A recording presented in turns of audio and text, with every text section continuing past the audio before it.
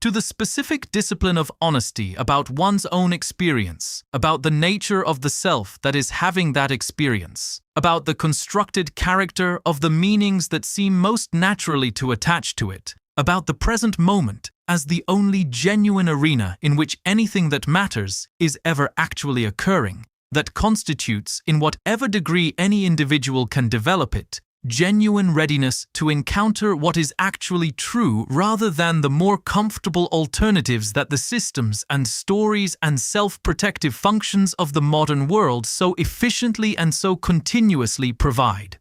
You are watching this video, which means, in the specific and limited sense that this title intends, you may be ready.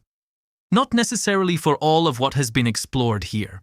Not necessarily in a way that will produce immediate, dramatic, visible transformation in the texture of your daily experience, but ready in some degree, in some domain of your inquiry, for the specific quality of encounter with what is actually true that all of the preceding truths are pointing toward. The truths about the self, about meaning, about time, about the social construction of what seems most natural, about the gap between knowing and living, about the nature of readiness itself, and about the quality of presence to one's own actual life that seeing these things honestly makes available. The readiness is not a fixed state that once achieved remains permanently available. It fluctuates. It requires cultivation. It is undermined by the conditions of the contemporary environment with a consistency and a sophistication that make its maintenance a genuine, ongoing, demanding practice rather than an achievement that can be accomplished and then set aside. But it is also, for anyone who has felt the particular quality of the question that this video has been exploring, genuinely available, not at the end of a long preparation. Not after the accumulation of sufficient understanding or sufficient life experience or sufficient philosophical sophistication. But now, in this specific moment, in the specific quality of attention that this specific encounter with these specific ideas has, whatever that quality actually is, been bringing to what is actually here.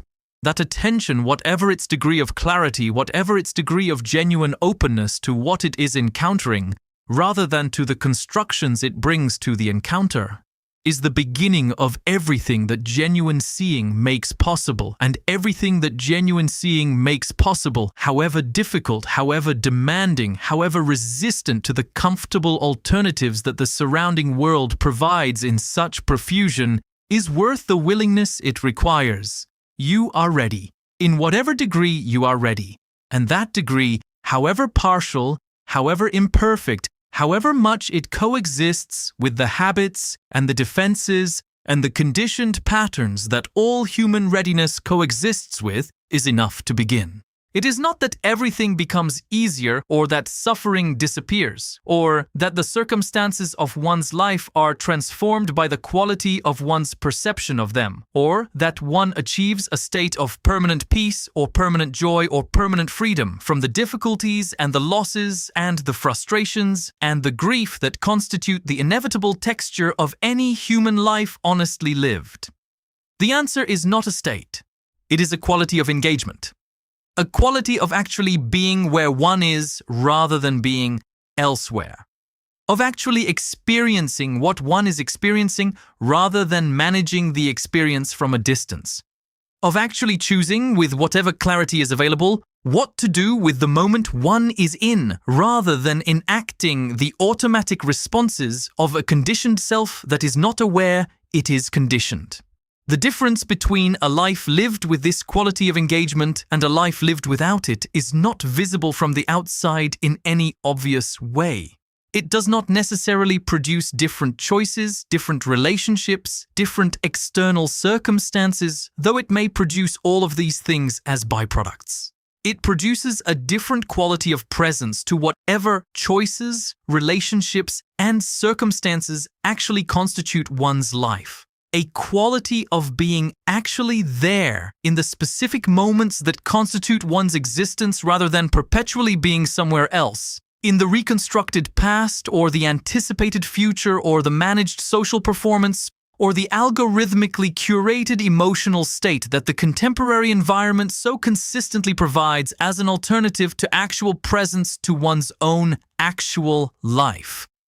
This quality of presence is what Harari, in his more personal writing and speaking, identifies as the genuine fruit of the contemplative practice that he has maintained for many years and that he regards as the most important discipline of his intellectual and personal life. Not the intellectual insights that the practice enables, though it enables those. Not the philosophical clarity that sustained self-observation produces, though it produces that. The quality of actually being alive to one's own life, rather than performing it, managing it, explaining it, and developing positions about it while being elsewhere in all the ways that the contemporary mind has been trained to be elsewhere.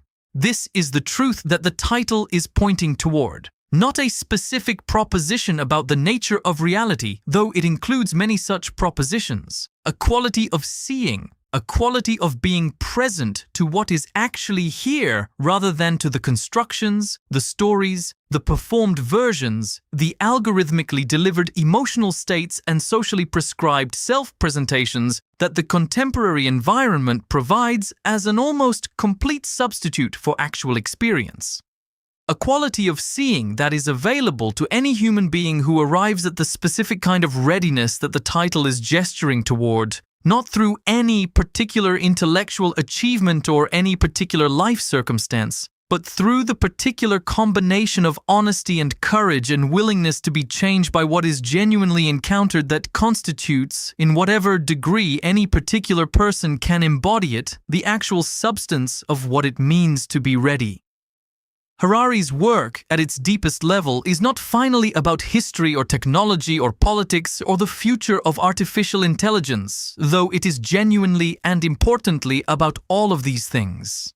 At its deepest level, it is about the quality of consciousness that a human being brings to their encounter with reality, about the degree to which that encounter is genuine, direct, and honest rather than mediated, managed, and shaped by the stories and the systems and the interests that have, in every era of human history but with unprecedented sophistication in the present one, sought to determine in advance what any given human being will see when they look at the world and what they will think and feel and want when they look at themselves. The invitation this video is extending is not to a specific conclusion. It is not to the adoption of Harari's specific positions about any of the specific topics his work addresses. It is to the quality of seeing that makes genuine positions, as opposed to adopted ones, possible in the first place. It is a matter of a specific quality of openness, a specific willingness to allow what is actually true to be true, rather than what would be more comfortable or more convenient or more consistent with the story of oneself and the world that one has been maintaining. A willingness that is, in some sense, independent of intellectual capacity or philosophical training, that can be present in a person who has read nothing and absent in a person who has read everything, that arises from some combination of genuine curiosity, genuine honesty, genuine willingness to be changed by what is genuinely encountered rather than merely to register it within a framework that remains fundamentally unchanged by the encounter. This quality of readiness is not all or nothing. It comes in degrees and it fluctuates, and it is affected by the conditions of one's life, the quality of one's attention at any particular moment, the degree to which the defensive strategies that protect the self from truths it is not yet ready to integrate are more or less active on any particular occasion. The same person can be ready at one moment and not ready at the next, ready for one truth and not for another, ready in the context of one relationship or one conversation and not in another. Readiness is a state, not a permanent achievement, and it is a state that can be cultivated and supported by certain conditions and undermined by others. The conditions that cultivate readiness are, broadly, the conditions that reduce the defensive urgency of the self-protective functions that block genuine encounter with difficult truths, genuine quiet, genuine solitude, not the isolation of loneliness, but the solitude of genuine interiority, of time spent in actual contact with one's own experience rather than in the continuous management of one's relationship with the external environment.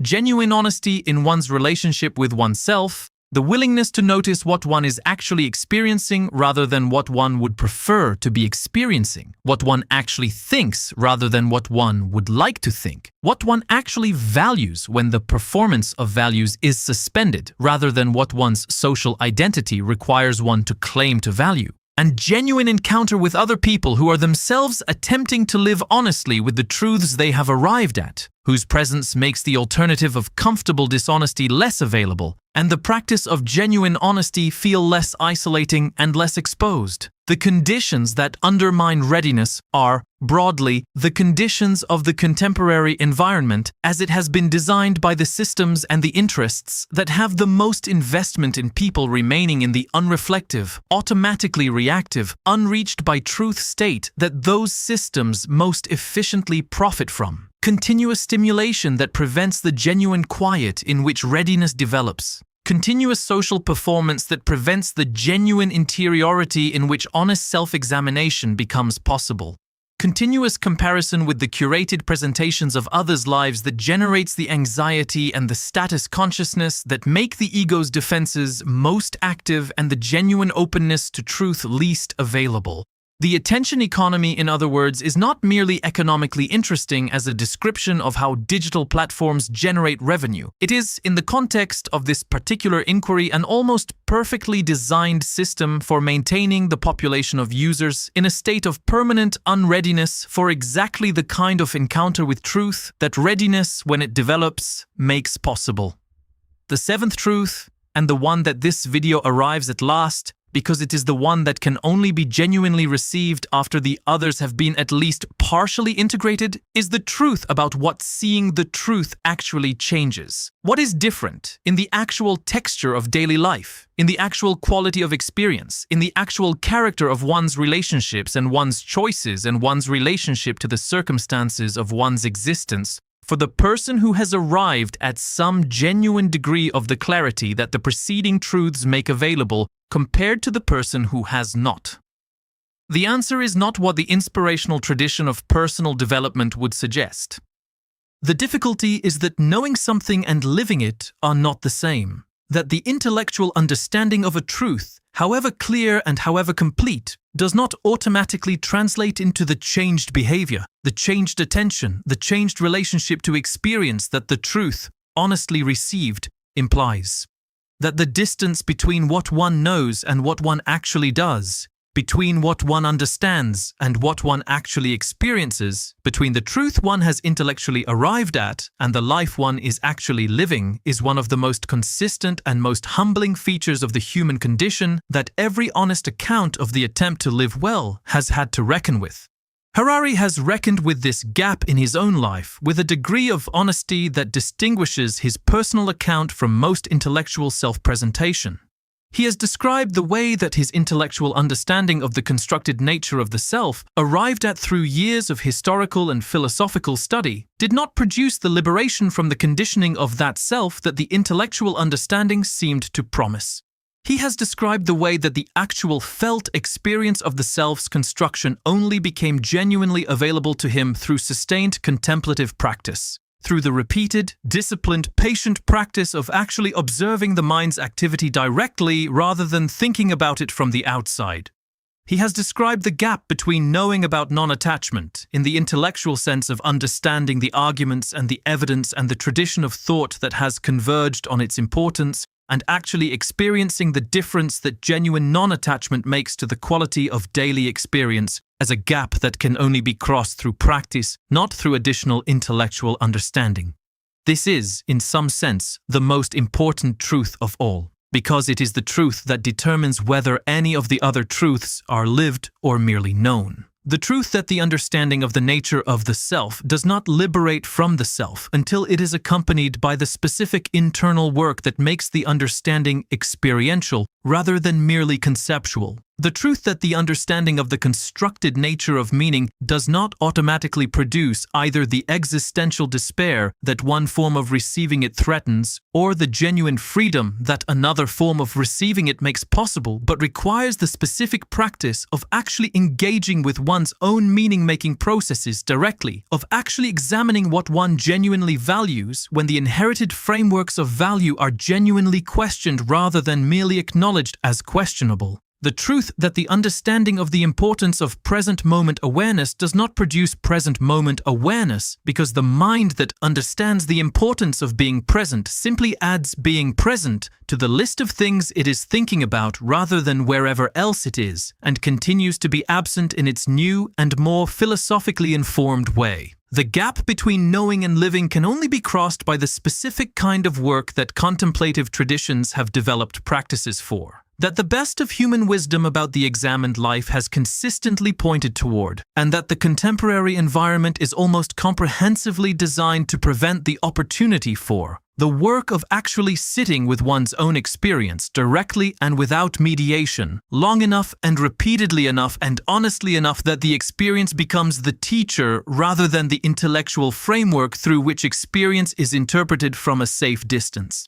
The sixth truth is the truth about readiness itself, about the specific character of the state that the title of this video is gesturing toward, what it means to be ready to see the truth, and why the readiness matters, and why the same truth, encountered at different moments of a human life or with different qualities of attention, can produce such radically different responses in the person encountering it. Readiness, in the sense that matters here, is not a matter of intellectual preparation. It is not achieved by studying the right subjects or reaching the right level of philosophical sophistication or accumulating enough life experience to have earned the right to certain difficult recognitions. Harari has spent his career making this visible in the domain of historical analysis, showing how the things that seemed most natural and most inevitable to people at various points in human history, the divine right of kings, the naturalness of slavery, the God-given subordination of women, the immutable hierarchy of social classes,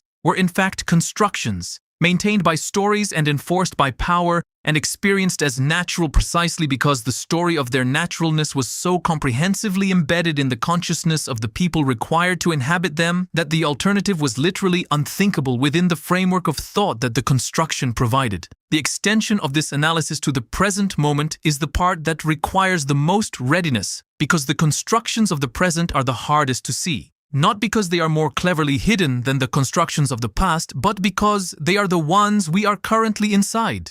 Because the story of their naturalness is the story we are currently being told continuously by every institution, every medium, every social relationship that constitutes the fabric of our daily existence. Because the specific constructions of the present moment are the ones that the most powerful interests of the present moment have the most investment in maintaining, and therefore the most investment in ensuring are experienced as natural and inevitable and beyond question, rather than as the specific constructions of specific interests that they are. What are those constructions? The specific stories about human nature, about the proper organization of economic and political life, about what constitutes success and what constitutes failure, about who deserves what and why, about what is valuable and what is worthless, about what is possible and what is utopian, that constitute the ideological framework within which the present moment's arrangements are maintained and justified and reproduced. The stories that the attention economy tells about the naturalness of living through the mediation of digital platforms. The stories that consumer capitalism tells about the relationship between purchasing and fulfillment. The stories that meritocracy tells about the relationship between individual outcomes and individual deserving. The stories that nationalism tells about the natural primacy of the particular group into which one was born. The stories that the ideology of perpetual economic growth tells about the relationship between GDP and human flourishing. These stories are not true in the sense that the things they describe are inevitable features of the human situation. They are true in the sense that they currently describe the arrangements within which most people currently live, and that therefore feel from the inside of those arrangements like descriptions of reality rather than justifications of a particular set of power relations that could, in principle, be otherwise.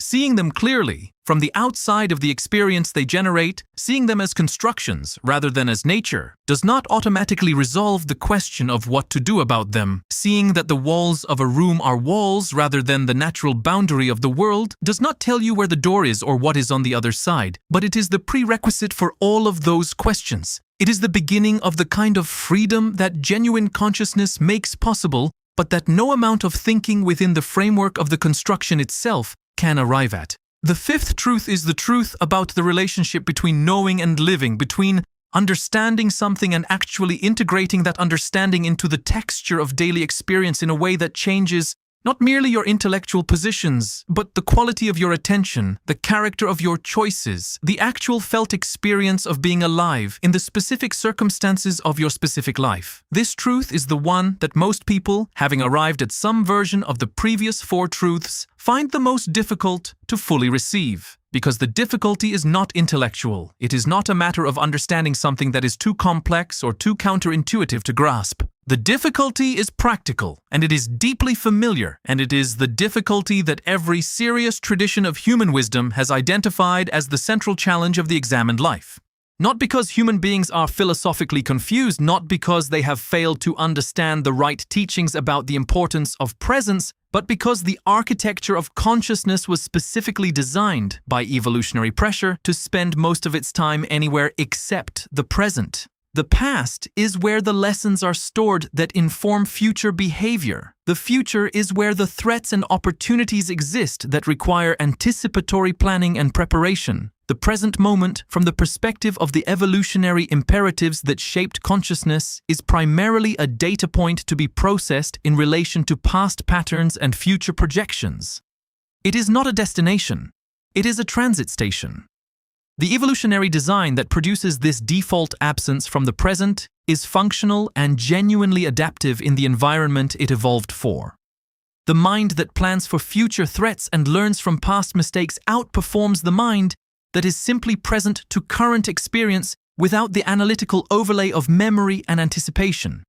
But the evolutionary functionality of the design does not make it the optimal relationship to experience for a conscious being attempting to actually inhabit its own life rather than perpetually rehearsing for or recovering from it. And in the conditions of the modern world, where the specific threats and opportunities that the planning and worrying function evolved to address are frequently either absent or unaddressable through the mechanisms of individual anticipation that the anxiety system generates, the default condition of absence from the present moment produces not adaptive advantage, but the particular, familiar, pervasive quality of modern suffering that consists in spending the vast majority of one's waking hours somewhere other than where one actually is. The truth about time, followed honestly to its implication, is that the present moment is not a resource to be managed or a problem to be solved or a transit point on the way to a future that will be more worth inhabiting. It is the only place where anything that actually matters is ever actually occurring. The past that the mind revisits is a reconstruction, not a place. The future that the mind anticipates is a projection, not a place. The only place where experience is actually happening, where choices are actually being made, where relationships are actually being lived,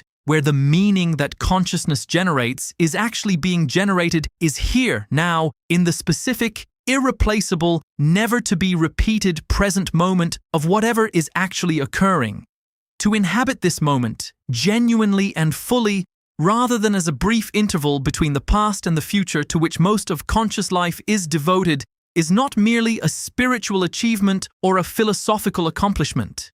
It is, Harari suggests, the most fundamental practical skill available to any conscious being attempting to live a genuine rather than a rehearsed life. And it is a skill that must be cultivated because the default condition of the human mind, shaped by the evolutionary imperatives that built it, is precisely its absence.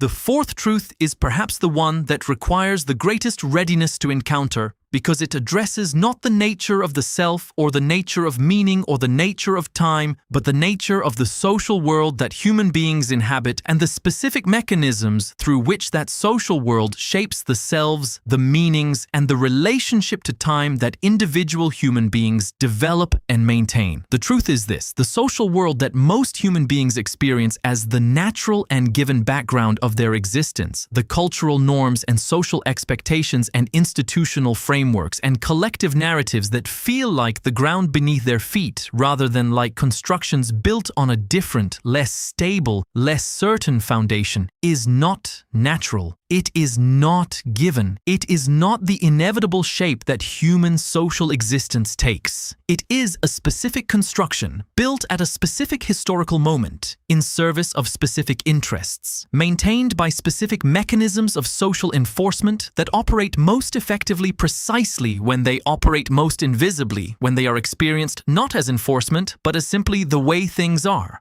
The conclusion that renders everything arbitrary, that collapses all distinctions between important and trivial, that makes the most heroic act of self-sacrifice equivalent in ultimate significance to the most mundane and self-serving response to the most ordinary situation. The conclusion that would seem, if taken seriously, to make life unlivable or at least unlived in any meaningful sense.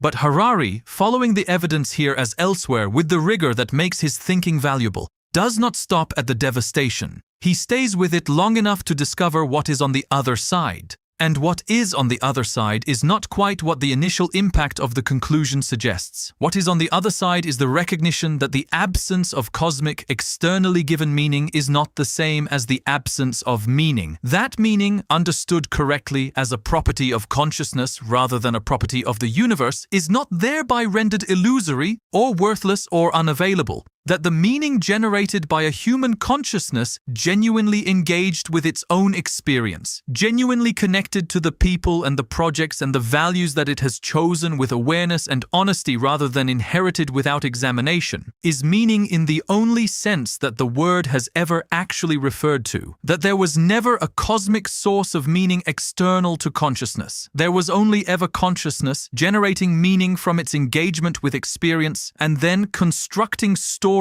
about the source of that meaning that located it outside consciousness in order to give it the feeling of permanence and objectivity and unconditional validity that consciousness, aware of its own fragility and finitude, was understandably reluctant to do without. The truth about meaning, followed to its honest conclusion, is not that nothing matters. It is that the things that matter because of the quality of consciousness that engages with them. The depth of attention that is brought to them, the genuine care and genuine choice that is invested in them, and that this is enough, that it has always been enough, that the meaning generated by genuine engagement has always been the only meaning that was actually available, and that the stories about cosmic, external, unconditionally valid sources of meaning were always constructions that served the function of making the genuinely available meaning feel more stable and more secure than the honest recognition of its actual nature as something generated rather than discovered would have allowed. The third truth is the truth about time. About the nature of the present moment and the particular quality of human consciousness's relationship to it. About the way that most human beings spend most of their time anywhere other than where they actually are. In the reconstructed past, revising what happened, deciding what it means, managing the emotional residue of events that are over. In the anticipated future, planning, worrying, hoping, dreading, constructing scenarios, preparing responses to possibilities that may or may not materialize. Anywhere, in other words, except the actual moment of experience that is, in the most literal and most tautological sense, the only place where life is actually occurring. This is not a new observation. Every contemplative tradition in human history has made some version of it. The Buddhist teaching about the fundamental importance of present moment awareness. The Stoic insistence on distinguishing between what is within one's control, which is always only something in the present moment, and what is not. The existentialist emphasis on the radical givenness of the present moment as the only genuine arena of human freedom and responsibility. The observation is ancient and it is consistent across traditions, so different in their other commitments that their convergence on this specific point suggests it is responding to something genuinely fundamental about the architecture of human consciousness rather than a culturally contingent philosophical preference. What is less common, and what Harari's particular synthesis of evolutionary biology, neuroscience, and contemplative philosophy makes uniquely available, is a clear account of why the default condition of human consciousness is this systematic absence from the present moment. The implication is rather something considerably more interesting and considerably more liberating than the alternative of maintaining the illusion of a fixed self that the evidence does not actually support. The implication is that the specific stories you have been telling yourself about who you are, what you are capable of, what your past means about your future, what the characteristics you have always considered fixed about yourself actually determine about what you can become, are not facts about reality. They are stories, constructed stories, maintained by the narrative-generating machinery of a brain that prefers consistency to accuracy, familiarity to truth, the comfort of a coherent self-narrative to the disorienting but potentially liberating recognition that the narrative is constructed rather than discovered. Stories that can, therefore, with appropriate effort and appropriate honesty, be examined, revised, and in significant part chosen differently. This is not a self-help observation. It is a philosophical one with very specific implications for the question of what genuine freedom requires and what genuine responsibility entails. If the self is a story, then the quality of that story, its accuracy, its honesty, its alignment with the actual evidence of one's own experience rather than the culturally prescribed templates for how a self of one's particular type is supposed to be narrated, is itself a matter of choice and of effort and of the specific kind of courage that genuine self-examination requires. The second truth that this video is concerned with is the truth about meaning. About the nature of the thing that human beings spend so much of their energy seeking, protecting, and defending. The significance that they experience as attaching to certain things, certain relationships, certain activities, certain identities. The sense that some things matter and others do not. That some choices are important and others are trivial. That some moments of experience are genuinely valuable and others are genuinely worthless. The felt conviction that there is a difference, not merely a subjective preference, not merely a cultural convention, but a real, genuine, significant difference between a life that means something and a life that does not. Harari approaches this truth with the same willingness to follow the evidence that he brings to every other question he examines. And the evidence, here again, leads somewhere that is initially uncomfortable, and ultimately, if the discomfort is stayed with long enough, something considerably more interesting than the comfortable alternative.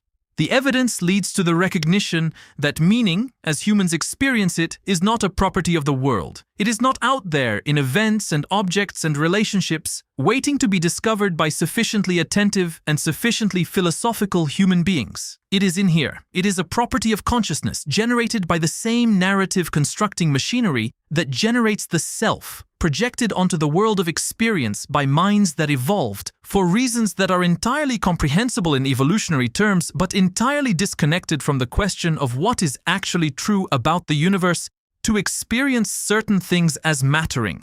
This is the truth that Friedrich Nietzsche was pointing toward when he wrote about the death of God, and that Albert Camus was examining when he wrote about the absurd, and that the Buddhist tradition had arrived at 2,500 years earlier through a different route of inquiry.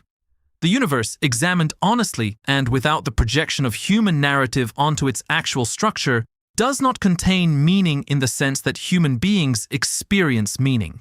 It contains matter and energy and the laws that govern their interaction. It contains an extraordinary range of complex structures and processes, including the biological processes that generate consciousness. But it does not contain, as a feature of its fundamental architecture, the significance, the purpose, the moral weight that human beings experience as attaching to the things that matter to them. This sounds at first encounter like the most devastating possible conclusion about the human situation. The continuous, coherent, unified entity that you have taken for granted your entire life, as the subject of your experience, the author of your choices, the person who was there yesterday and will be there tomorrow, the being that your name refers to and your relationships are organized around and your future plans are designed for. The self that is, in the framework of almost every culture and almost every religious and philosophical tradition in human history, the most fundamental fact of personal existence, the bedrock beneath everything else, the thing whose reality, whatever else is uncertain, is the one certainty available to any conscious being. Harari follows the evidence about this self with the same rigor he brings to everything else he examines. And the evidence, followed honestly and without the protective halt that the discomfort of following it fully produces in most people who begin the inquiry, leads somewhere that most people are not immediately prepared to go. It leads to the conclusion that the self, as experienced, the unified, continuous, autonomous entity that feels like the most immediate and most certain fact of your existence, is not quite the thing it appears to be. Not that it does not exist in any sense. Not that the philosophical problems of free will settle in the direction of pure determinism and leave no space for anything that meaningfully deserves to be called personal agency.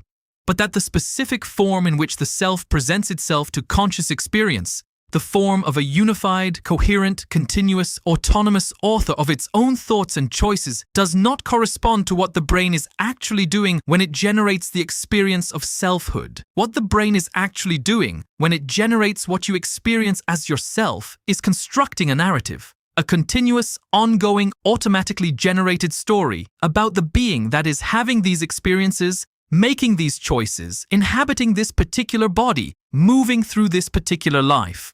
A story that is extraordinarily compelling, that is reinforced at every moment by the sheer immediacy and vividness of first-person experience, but that is, at the end of a careful examination, a story, a model, a representation that the brain constructs of its own activity in order to coordinate that activity, to generate the experience of coherence and continuity and authorship that makes adaptive functioning in the world possible. But that is not identical to the underlying reality of what is actually occurring in the neural processes that generate it. This is not a new philosophical claim. It has been arrived at, through different routes and with different emphases, by contemplative traditions as old as Buddhism, and philosophical traditions as rigorous as Hume's radical empiricism, and scientific traditions as current as the contemporary neuroscience of consciousness.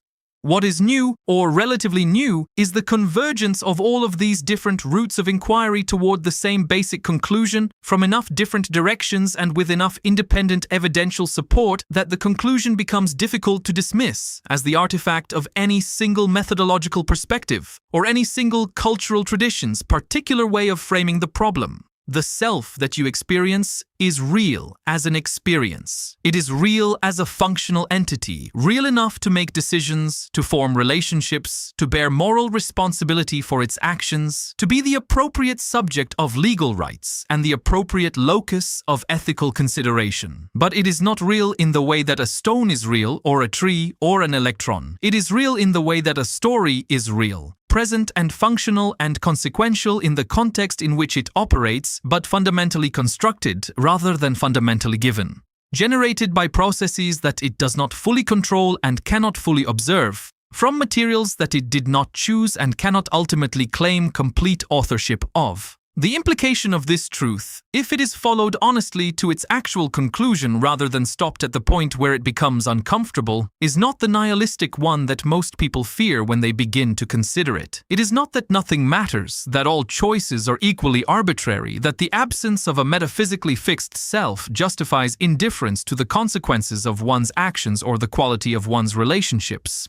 Have you ever had the experience of encountering an idea, not a comfortable idea, not a reassuring idea, not an idea that confirmed what you already believed and made you feel the particular warmth of having your existing understanding validated, but an idea that did something different and considerably more unsettling? An idea that arrived not like a welcome guest, but like a key turning in a lock you did not know existed, in a door you had not noticed, in a wall you had always assumed was solid.